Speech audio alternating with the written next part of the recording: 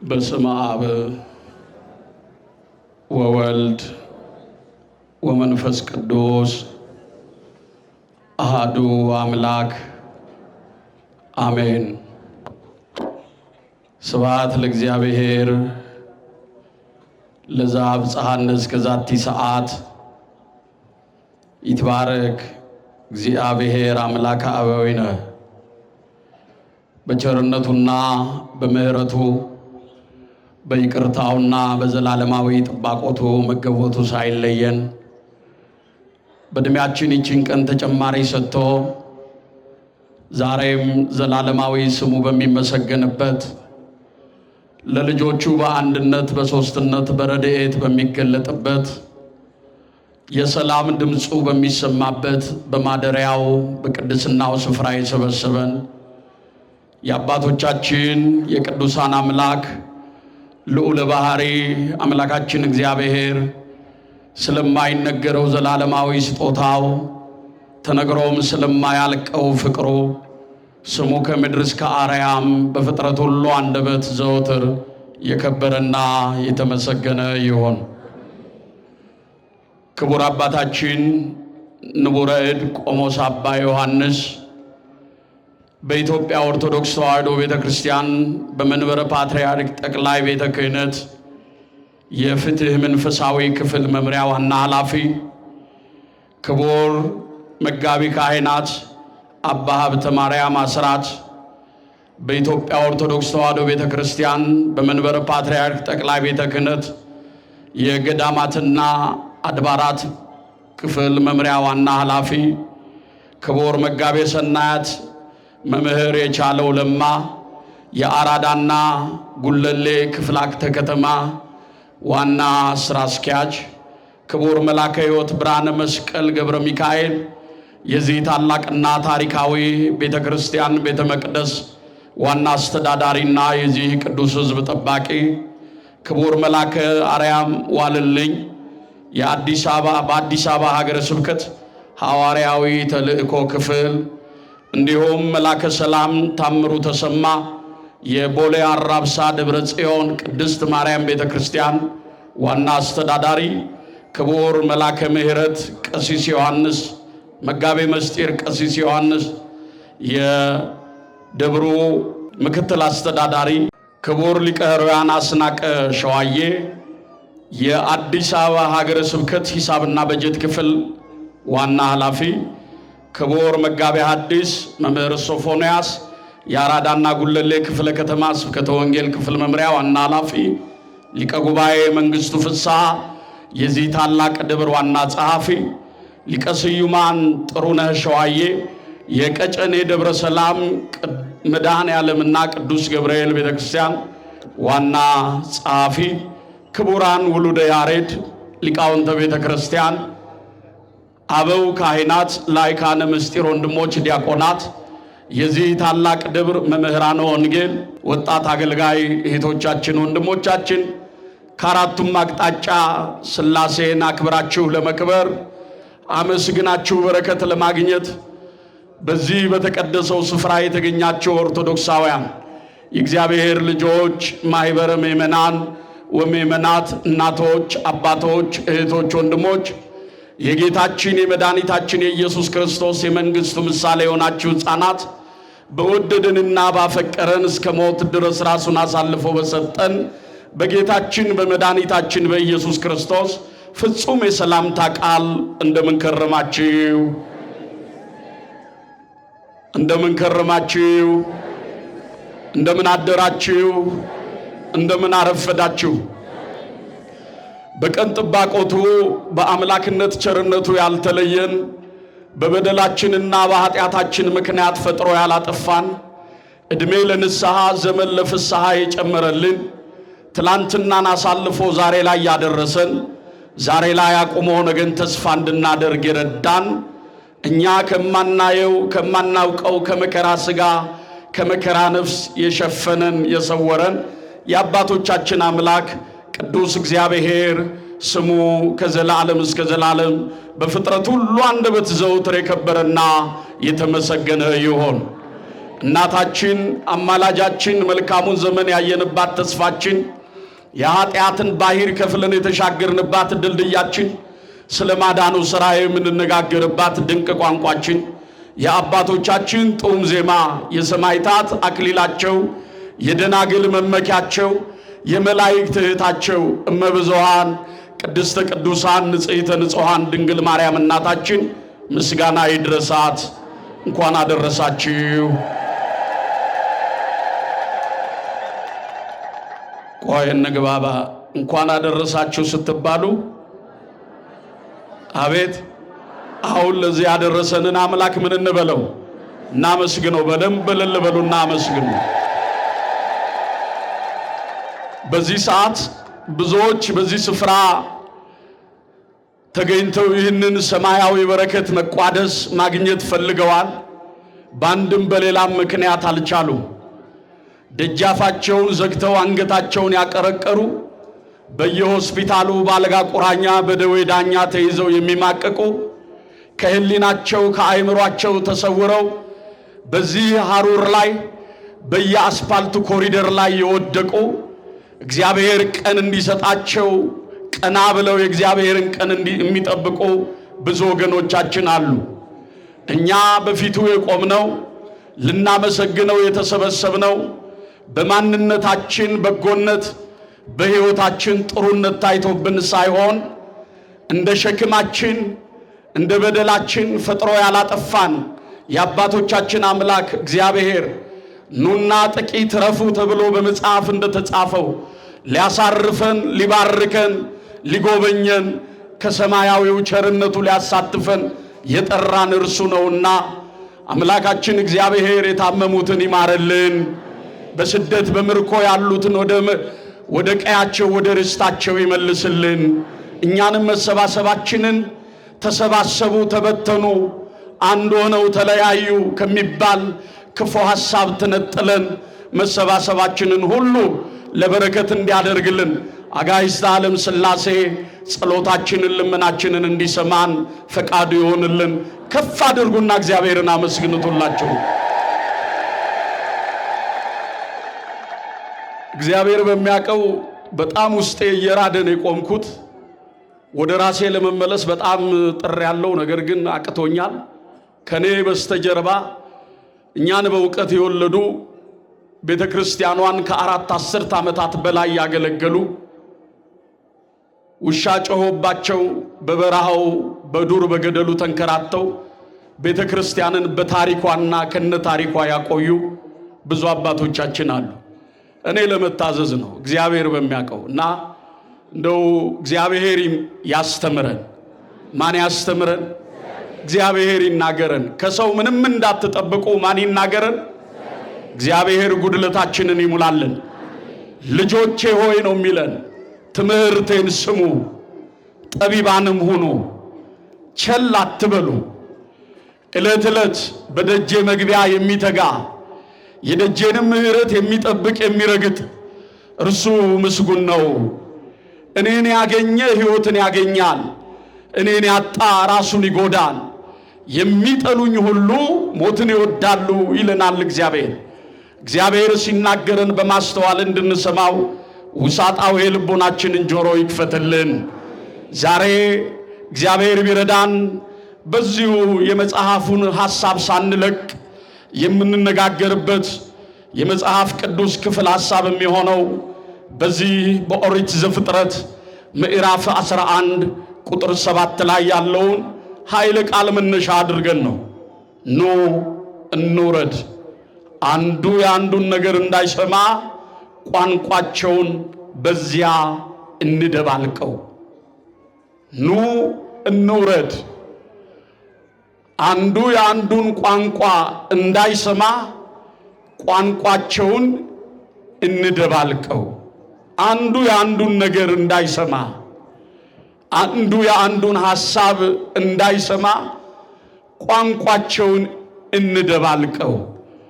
ይህ ቃል ዓለምን የፈጠረ በአንድነት በሦስትነት የሚሰለስ የሚቀደስ የሚወደስ አሐዜ ዓለማት መጋቤ ፍጥረታት የሆነው የአምላካችን የልዑል እግዚአብሔር ዘላለማዊ ቃሉ ነው። እግዚአብሔር ስንል ሥላሴ ማለታችን ነው። ሥላሴ ስንል ደግሞ እግዚአብሔር ማለታችን ነው። በአንድነቱ እግዚአብሔር ብለን እንጠራዋለን። በሦስትነቱ ሥላሴ ብለን እንጠራለን። ሊቁ እንደተናገረው እግዚአብሔር ስንል ሥላሴ ማለታችን ነው።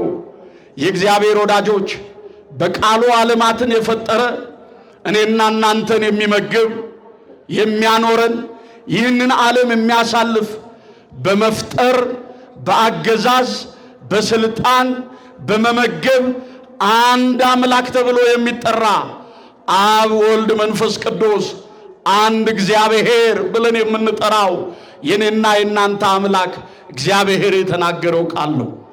የእግዚአብሔር ልጆች ዛሬ በዚህ የተገኘነው ሥላሴን ለማክበር አይደለም፣ ከሥላሴ በረከት ለማግኘት ነው።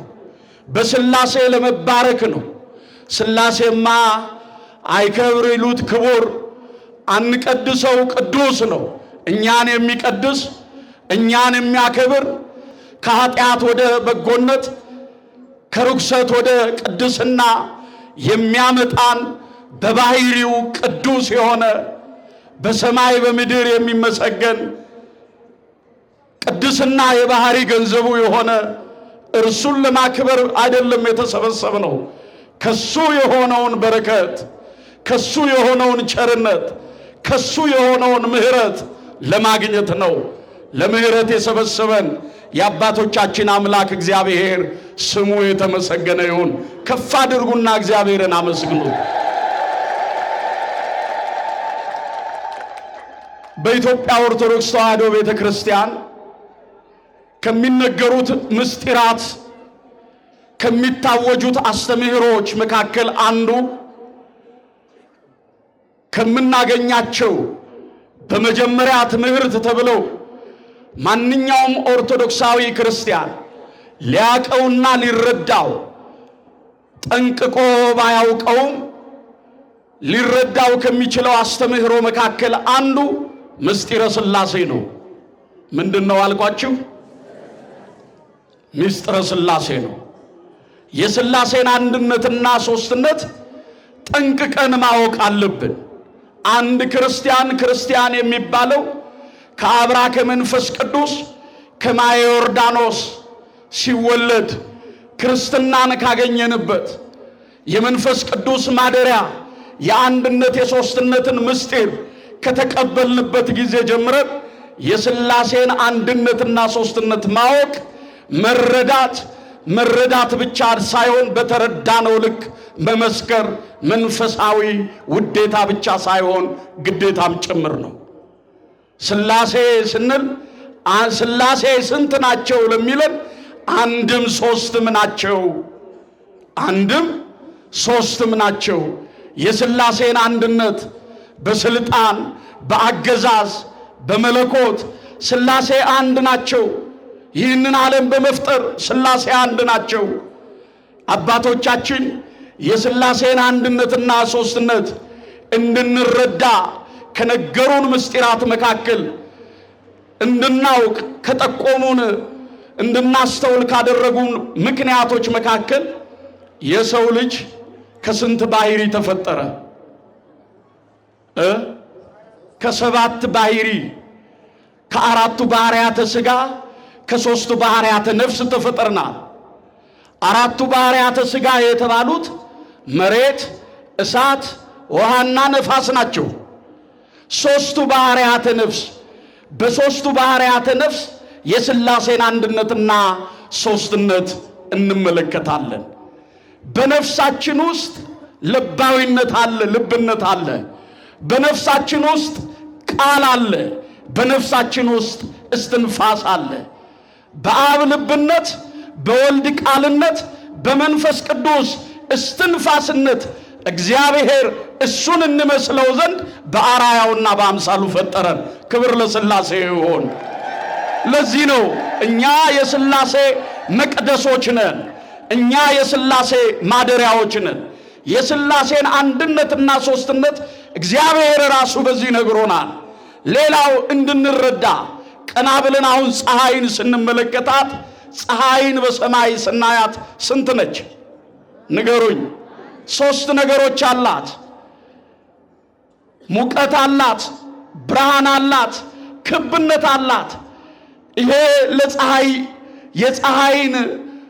ፀሐይን ስንመለከት የሥላሴን ምስጢር የምንረዳበት ነው። ፀሐይ አንድ ናት፣ ሶስት ነገሮች ግን ታከናውናለች።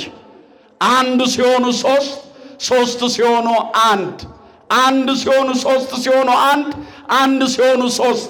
አንድነቱ ሶስትነቱ አንድነቱን ሳይጠቀልለው፣ አንድነቱ ሶስትነቱን ሳይከፍለው የሚመለክ የሚቀደስ የሚወደስ አጋዕዝተ ዓለም ሥላሴ ክብር ለሱ ይሁን።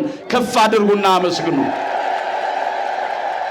ስለዚህ የእግዚአብሔር ልጆች የሥላሴን አንድነትና ሶስትነት እንድንረዳ አባቶቻችን መተርጉማኑ በልዩ ልዩ መልክ አሁን ይሄ ጊዜ በቂ አይደለም፣ ወደ ኋላ ዞር ብለን ማየት የምንችላቸው ብዙ ምስጢራት አሉ። ነገር ግን ከጊዜው አኳያ ነው። እንግዲህ እግዚአብሔር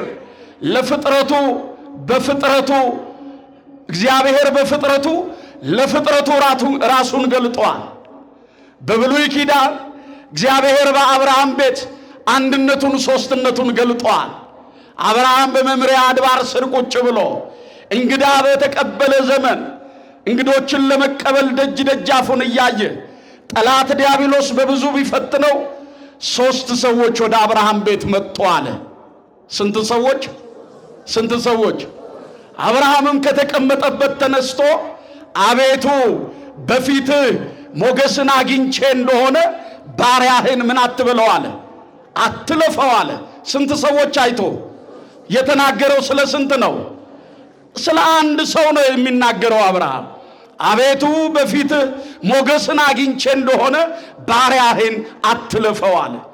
አብርሃም የሥላሴን አንድነትና ሶስትነት መሰከረ። አብርሃም አቤቱ በፊትህ ሞገስን አግኝቼ እንደሆነ ባሪያህን አትለፈው ብሎ የሥላሴን አንድነትና ሶስትነት ከተቀበለ ከመሰከረ በኋላ ሥላሴን በቤቱ አስተናግዷል። የጎደለው ሞልቷል። ጓዳው ተትረፍርፏል። የሳራ ማኅፀን ለምልሟል። በአብርሃም ቤት ሳቅ ሆኗል። ይስሐቅ ተገኝቷል። ዛሬም የሥላሴን አንድነትና ሶስትነት የተቀበለ የእግዚአብሔር ልጆች የሥላሴን አንድነትና ሶስትነት ያመነ ክርስቲያን በሕይወቱ ሙሉ ነው። በሕይወቱ ምንድን ነው? ሥላሴን ይዘን የምንቸገረው ነገር የለም። ሥላሴን ይዘን የምናጣው ነገር የለም።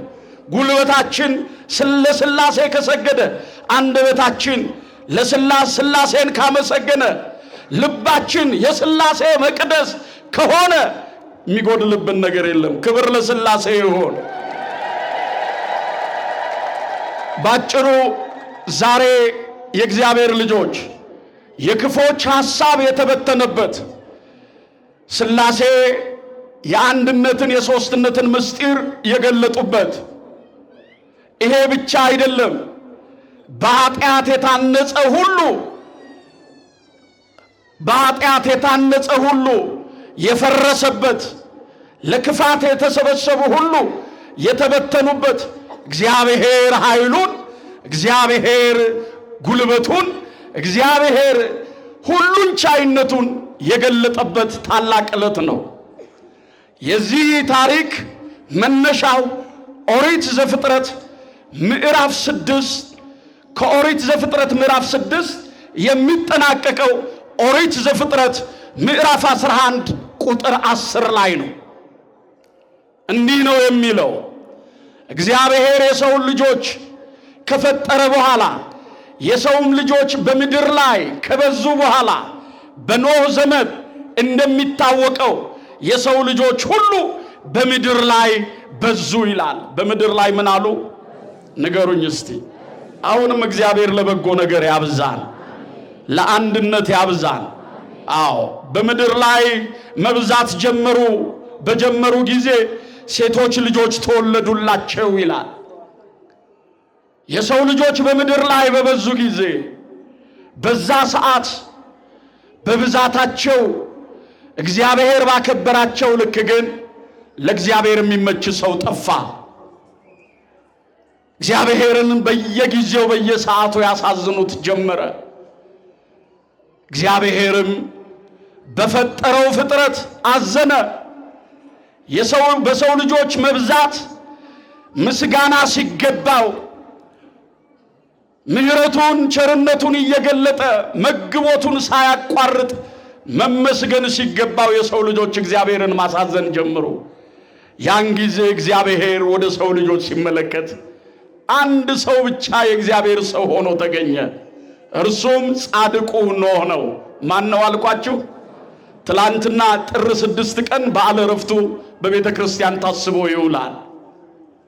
ኖህ ብቻ በእግዚአብሔር ፊት ሰው ሆኖ ተገኘ። የእግዚአብሔር ልጆች በዓለማችን ላይ ከ7 ቢሊዮን ያላነሰ ሰው አለ። ሁሉ ሰው ግን ሰው ነው? ዛሬ በዚህ ቦታ ላይ ሁላችንም ተሰብስበናል። ሁላችንም በእግዚአብሔር ፊት ሰዎች ነን። ኖህ ብቻ በእግዚአብሔር ፊት እውነተኛ ሰው ጻድቅ ሰው ሆኖ ተገኘ ይላል። እግዚአብሔር ብዙ ሰዎች አሉት፣ ግን ከሰዎቹ መካከል የሱን ሰው ይፈልጋል። የእግዚአብሔር ሰዎች እንድንሆን እግዚአብሔር ሁላችንንም ይርዳል። የሰራን እርሱ ነው፣ ያበጃጀን እርሱ ነው። ቅዱሱ እግዚአብሔር ቀድሶ ሰርቶናል። ክቡር እግዚአብሔር አክብሮ ፈጥሮናል። ለእግዚአብሔር የተለየን ሰዎች እንድንሆን እግዚአብሔር ሁላችንንም ይርዳን። ዛሬ ሰው ሁሉ አንድ ነው። ትልቅም ይሁን ትንሽ፣ የተማረውም ያልተማረው ሁሉ አንድ ነው። ሰው ሰው ነው።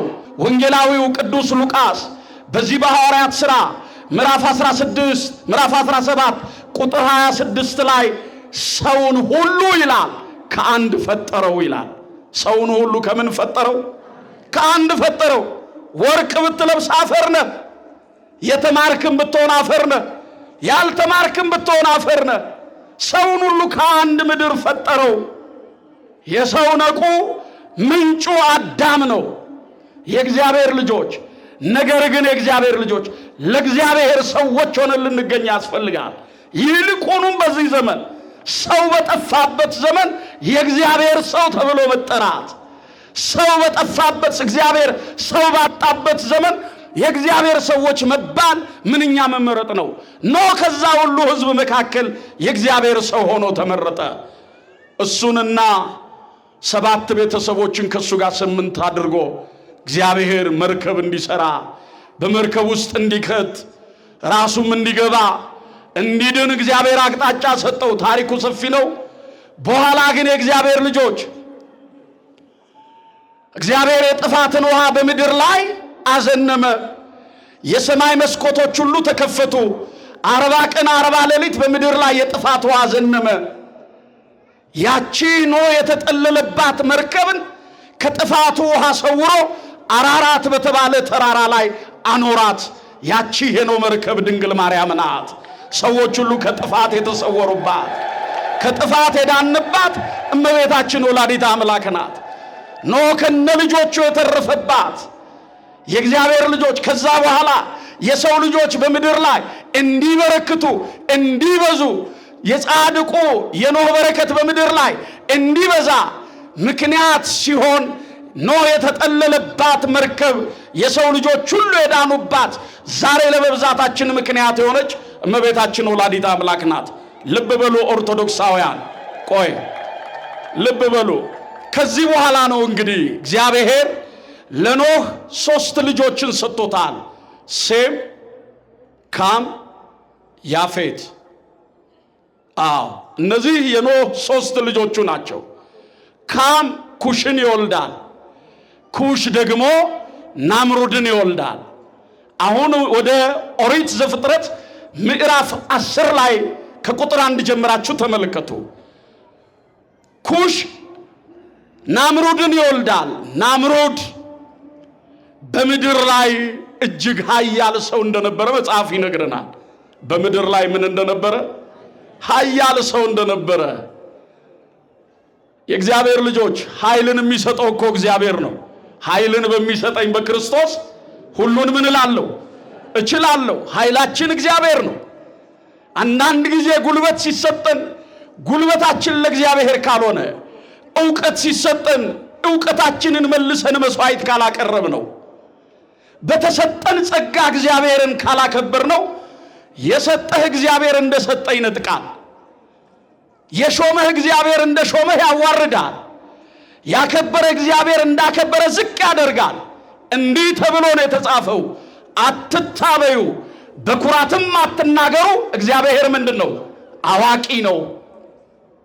እግዚአብሔር አዋቂ ነው። እግዚአብሔር ይገድላል፣ እግዚአብሔር ያነሳል፣ እግዚአብሔር ድሃ ያደርጋል፣ እግዚአብሔር ባለጠጋ ያደርጋል፣ እግዚአብሔር ያዋርዳል፣ እግዚአብሔር ያከብራል። እውነት ሐሰት? እውነት ሐሰት? ንገሩኝ።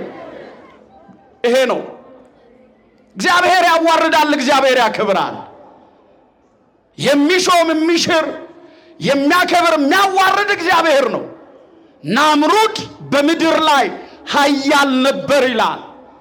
የሚገዛቸው ሰናዖር ተብሎ በሚጠራው ስፍራ ላይ 3 ታላላቅ ቦታዎችን ለባቢሎን ለነነዌ ምድር መታነጽ ምክንያት የሆነ ይህ ሰው ነገር ግን በእግዚአብሔር ላይ አመፀ ይላል። በማን ላይ አመፀ? ልንገራችሁ። ሰው ከሰው ቢጣላ በእግዚአብሔር ይታረቃል። ሰው ከሰው ቢለያይ በእግዚአብሔር አንድ ይሆናል። ከእግዚአብሔር የተጣላ ከማን ይታረቃል? ማን ያስታርቀዋል? በእግዚአብሔር ላይ የተገዳደረ በማን ኃይል መቆም ይችላል? እንዲህ ተብሎ ነው የተጻፈው በዚህ በትንቢተ ኢሳይያስ ምዕራፍ 49 ቁጥር 9 ላይ ከእግዚአብሔር ጋር የሚጣሉ ይጠፋሉ ይላል። ከማን ጋር የሚጣሉ? ንገሩኝ። ዛሬ ከእግዚአብሔር እንዳንጣላ መንገዶቻችንን እንወቅ። በስልጣን ያለን፣ በዝና ያለን፣ በክብር ያለን፣ በሀብት ያለን፣ በእውቀት ያለን መንገዶቻችንን እናቅና። ለእግዚአብሔር አሳልፈን እንስጥ። ኦርቶዶክሳውያን እግዚአብሔር ከጣለ ሊያነሳን የሚችል ማንም የለም። እግዚአብሔር ከሰበረ ሊጠግን የሚችል ማንም የለም። እግዚአብሔር ከተለየ ሊቀርበን የሚችል ማንም የለም። እመኑኝ። ከእግዚአብሔር ጋር መገዳደር ጀመረ። ምን አለ? ሰናዖር በሚባል እኔ ታሪኩን ባጭሩ ነው። ሲወጣም ሕዝቡን ይዞ ሰፊ ሜዳን አገኘ ይላል። በሰናዖርም በዛ በትልቁ ስፍራ አረፉ። በሰፊው ሜዳ አረፉ። አሁን በዚህ ያኔ ወገኖቻችንን ከሰማይ ያለማቋረጥ ዝናብ አዝንሞ በውሃ ላሰጠመ፣ በእሳት ላቃጠለ፣ ዘር ማንዘሮቻችንን ያጠፋውን እርሱን እንበቀላለን አላቸው። አቤት የእግዚአብሔር ልጆች፣ እርሱን እንበቀላለን። ስለዚህ በዚህ ግንብ እናንጻለን፣ እስከ ሰማይ የሚደርስ ግንብን እንገነባለን አለ። ይሄኔ በሱ ሐሳብ ሁሉም ተስማሙ። ግንብ ለመገንባት ጀመሩ። ያንን ጡብ እየተቀባበሉ በጭቃ እየለወሱ ድንጋይ የሚሰጠው ድንጋይ እያቀበለ፣ ጭቃ የሚሰጠው ጭቃ እያቀበለ፣ ግማሹ እየቆፈረ በጉልበት እየተባበረ ያንን ጡብ መገንባት ጀመሩ። ሲሰሩ እግዚአብሔር ዝም ይላል። ክፋታቸውን እግዚአብሔር ዝም ብሎ ተመለከተ። ዛሬም የእግዚአብሔር ልጆች እግዚአብሔር የዚችን ዓለም ክፋት፣ የኛን ኃጢአት፣ የኛን ርኩሰት በፊቱ እንደማነት በልቦናችን እንደመሸፈት ቢሆን እያንዳንዱን ነገራችን እግዚአብሔር ቢቆጣጠረው ቢከታተለው በፊቱ መቆም የሚችላል ወይ? እግዚአብሔር እንዳላየ ሰው ዝም ይላል። እንደማይሰጥ ይዘገያል። እንደማይሰማ ዝም ይላል። ጆሮን የፈጠረው እርሱ ነው። ዓይንን የፈጠረው እርሱ ነው። አንደበትን የፈጠረው እርሱ ነው። እኔና እናንተን የፈጠረው እርሱ ነው። ሸክላ ሰሪ ሸክላውን እንደፈለገ ማድረግ ይችላል። የፈለገውን ጥበብ መጠበብ ይችላል። እኛ ሸክላዎች ሆነን ሳለን እርሱ ከምድር አፈር አበጀን። ነገር ግን ሸክላዎች ሆነን ሳለን በሰሪያችን ላይ አመጽን። እውነት አሰጥ ይሄ እኮ ነው። ዛሬም ያንን ታሪክ ወደዚህ ዘመን አምጥተን ወደኛ ህይወት ተመልክተን ቃለ እግዚአብሔር መስታወት ነው። በዚህ በቃለ እግዚአብሔር መስታወትነት ውስጣችንን ስንመለከት ማን ነው በፊቱ ያልጎደለ? ማን ነው በፊቱ ትክክል የሆነ በሙላት የተመላለሰ? የእግዚአብሔር ልጆች እግዚአብሔር ዝም አላቸው። አሁንም አመጻቸው ቀጠለ። ይሰራሉ። እግዚአብሔር ከተማን ካልሰራ ሰራተኞች በከንቱ ይለፋሉ። እግዚአብሔር ከተማን ካልጠበቀ ጠባቂዎች በከንቱ ይደክማሉ ነው የተባለው። እግዚአብሔር ዝም አለ። በኋላ ጦር እየሳሉ ወደ ሰማይ መወርወር ጀመሩ። ጦር እየሳሉ ወደ ሰማይ ሲወረውሩ ጠላት ዲያብሎስ በምታት ደም እየቀባ ጦሩን ይመልስላቸዋል። አብን አገኘነው ይላሉ። ወልድን አገኘነው፣ መንፈስ ቅዱስን አገኘነው፣ ወጋ ነው ይላሉ። ሎቱ ስብሐት። የእግዚአብሔር ልጆች እንዲህ ያደረጉ ጦር እየወረወሩ ጠላታቸው ዲያብሎስ በክፉ የመከራቸው በሐሰት የሞላቸው ጠላታቸው ዲያብሎስ ለክፋት ሲያነሳሳቸው ያን ጊዜ እግዚአብሔር እንዲህ አለ። ኦርቶዶክሳውያን የሰዎችን ሁሉ ክፋት በምድር ላይ ተመለከተ። ኑ ለኛ ከተማን ራሱ ወደ ሰማይ የሚደርስ ግንብን እንስራ፣ በምድር ላይ ሳንበተን ስማችንን እናስጠራሉ። እግዚአብሔር የአዳም ልጆች የሰሩትን ከተማ ግንብ ለማየት ወረደ ይላል። የአዳም ልጆች የሰሩትን የከተማ ግንብ ለማየት ምን አለ? ወረደ። ለእግዚአብሔር መውጣት መውረድ፣ መነሳት መቀመጥ፣ ፊትና ኋላ ቀኝና ግራ ኖሮበት አይደለም። ወረደ ሲል በግብር ነው። ወረደ ሲል የእግዚአብሔር ልጆች በክንዱ በኃይሉ ጌትነቱን ለመግለጥ ነው። እግዚአብሔር የአዳም ልጆች የሰሩትን ከተማና ግንብ ለማየት ወረደ አለ። ዛሬ ወደ ምድራችን እግዚአብሔር ቢያንኳኳ፣ ወደ ልባችን እግዚአብሔር ቢያንኳኳ፣ ስንት የኃጢአት ግንብ ታንጸዋል።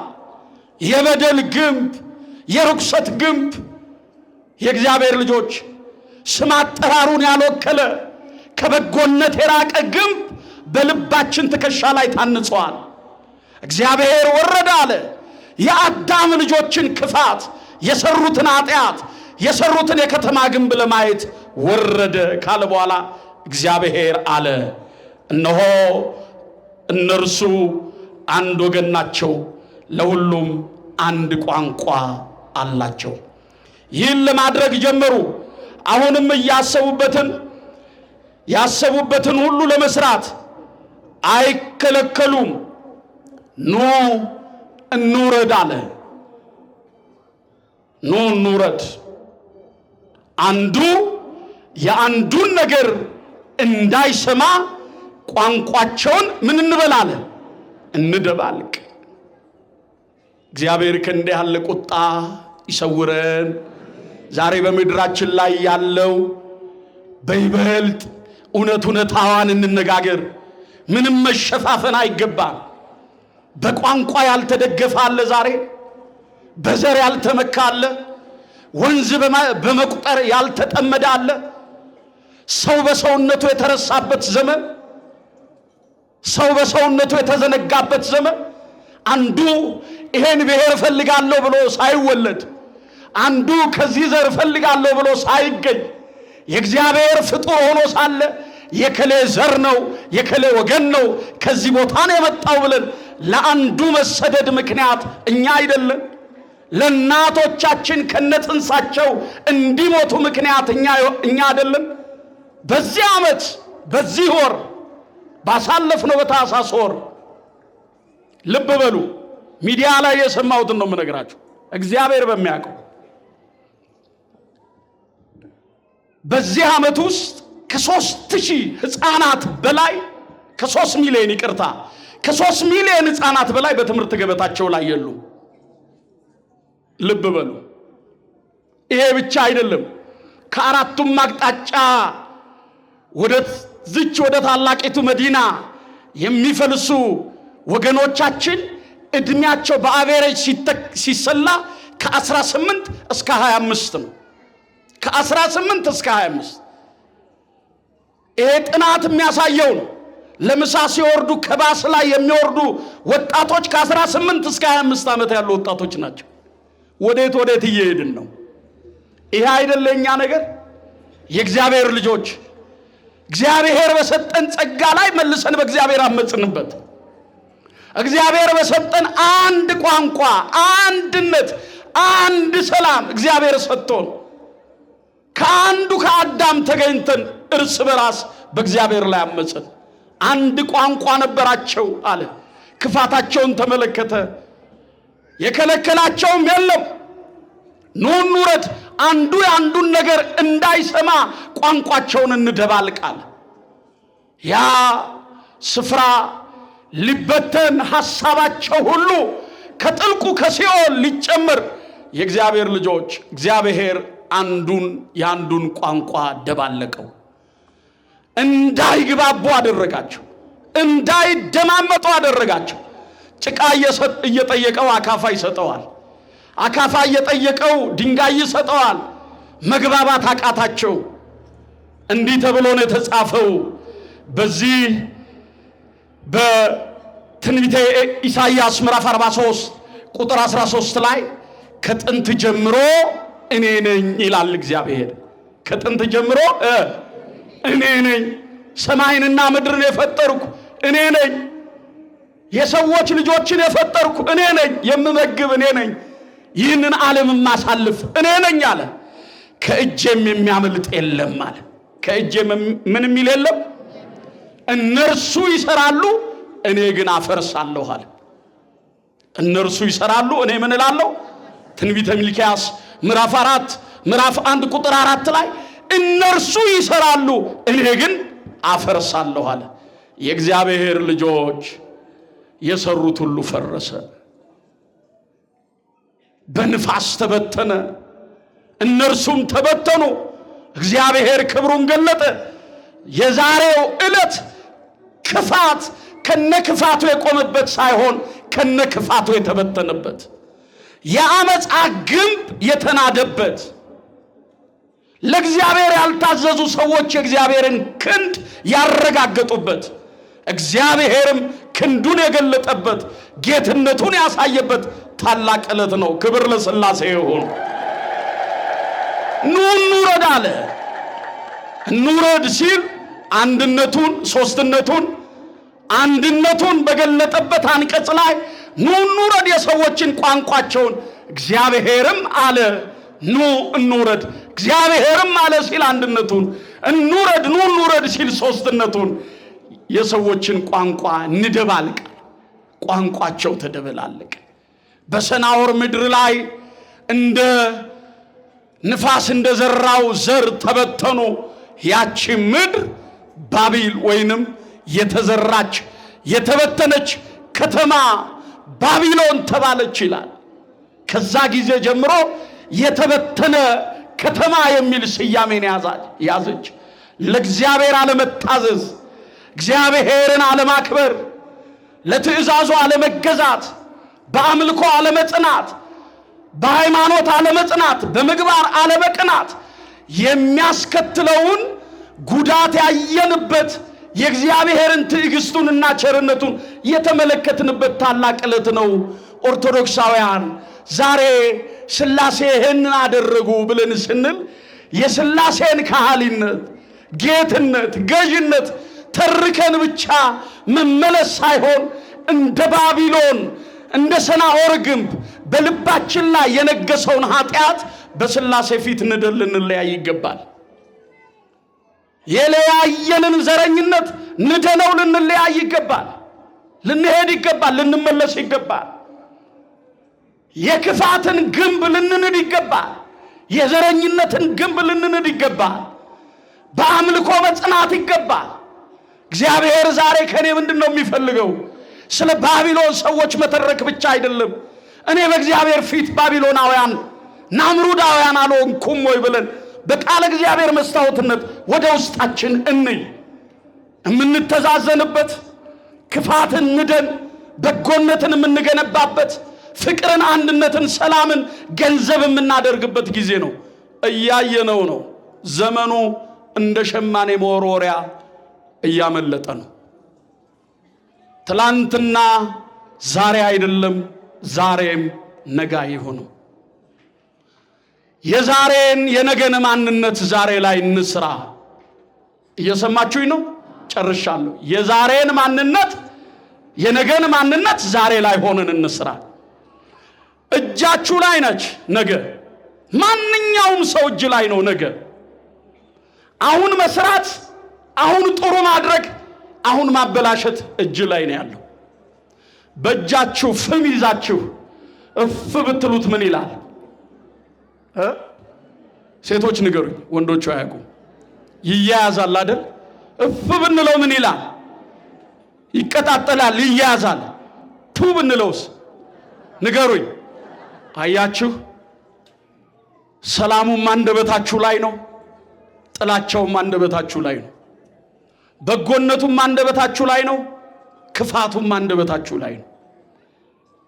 በእጃችን እግዚአብሔር ሁሉን ነገር ሰጥቶናል፣ አሳልፎ ሰጥቶናል፣ አክብሮ ሰጥቶናል። እንድንጠቀም ማን ይርዳል?